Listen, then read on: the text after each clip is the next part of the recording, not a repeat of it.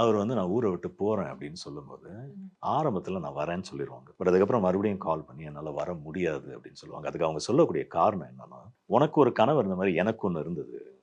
I wanted to become a doctor. I wanted to serve the people. I'm living my dream now. சரியா? And this is more important for me அப்படின்னு சொன்னாங்க. So அது வந்து ஒரு action thriller தான். ஒரு action த்ரில்லருக்குள்ள எனக்கு கிடைச்ச அந்த ஒரு சின்ன ஸ்பேஸ்ல ஸ்பேஸ்ல அந்த ஒரு நான் ஒரு மெயின் ஸ்ட்ரீம் தமிழ் மூவில நான் ஒரு விஷயத்த சொல்லியிருந்தேன். For a woman, for a girl, it is also fair and right for her to choose her profession and her dream, okay, before the you. So this has always been my concern, Chariya.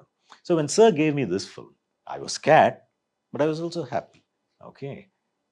எந்த இடத்துலையும் இந்த பொண்ணை வந்து character assassinate பண்ணவோ ஸ்லட்சியம் பண்ணவோ கூடாது அப்படிங்கிறதுல ரொம்ப தெளிவாக இருந்தோம். இதை நம்ம சரியா சொன்னோம்னா இது ஆடியன்ஸ் ஏத்துக்குவாங்க அப்படின்னு தோணுச்சு. It has paid off. Sorry.